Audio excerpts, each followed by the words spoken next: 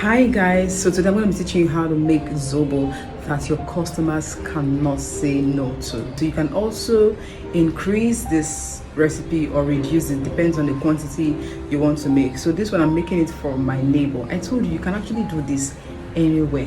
You can be in your house, you can be in your kitchen, you can be, of course your kitchen is in your house, but you can do this anywhere. That's what I'm trying to say. So now let's get our pot ready, all washed and clean, free from sand or any form of dirt. So I'm going to be adding my water to my pot. I added about 3 bowls of water because I was making about 20 bottles of Zobo. So going next into the water is our Zobo or hibiscus flower or hibiscus leaf. So we'll be adding this, adding our cloves to the water. Then our cinnamon, if you have the powdered cinnamon, that's fine.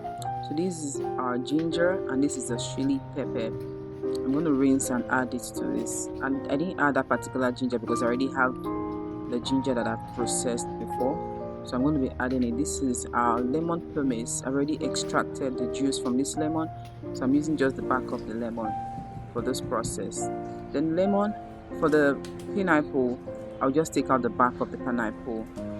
And this here is the shaft of some of the fruits that I juiced some days ago, so I'm just going to be adding it to my Zobo mixture. So after adding it, all you need to do is just stir and stir. Don't forget the pineapple. The pineapple, we're not going to be adding it like immediately. We'll have to juice it or blend it, so we take out the juice. But now let's go and boil our Zobo. So we'll be boiling this for about 15 minutes until you know it's properly cooked. And yeah, our Zobo is ready after 15 minutes of boiling it. So now we're going to be transferring this to a bigger bowl or a bigger, and yeah, I prefer using my pot because it is stainless, and yes, the Zobo is still very hot, so I think it's healthier and it's safer to use your pot instead of using the plastic. So if you know you cannot do it this way, you can always get a cup and your sieve, just transfer bit by bit so you don't end up hurting yourself or burning your. So now we're going to be adding more water to the Zobo leaves in the other pot, because why not? We still have some juice there, so we're just going to add more water to it and squeeze it out. Make sure you wash out and extract every juice. We're not leaving anything behind. We're squeezing out every juice. So after this process, you just sieve it out and transfer again to the big pot. Transfer the juice to the big pot. And when you do this, you add all the flavors you need to add. Now, if you have a customer that specifically tells you they do not want it to be sweet, you can just start packaging without adding any flavor to it, because I'll be adding pineapple to this.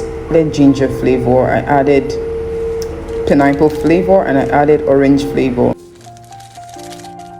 If you remember at the beginning of the video, the pineapple that we chopped, I just blended and kept it in my freezer, so now it's frozen. What I did, you just add to the Zobo juice and stirred, allowed it to melt into the juice. Now if you do not want your Zobo to be sweet, you can actually do this without adding any flavors to it, without adding any sweetener to it. But if you don't mind, you can add your sweetener to it. My customer said she wants hers to be really sweet, so I added the artificial sweeteners, of which you can read up on artificial sweeteners. They do not have any side effects as long as you take it in moderation. So after this, my Zobo was cold enough. I just transferred to my bottle. I sealed, I rinsed off the stains of the Zobo from the cover and other parts. I added my branded sticker, and we are good to go. Good to supply. So from this, I think I got about 26 bottles. 26 bottles of Zobo, 13 big bottles and 13 small bottles. So let me know in the comment section, what would you like to know about Zobo? Thank you for watching, and do have a wonderful day. Bye.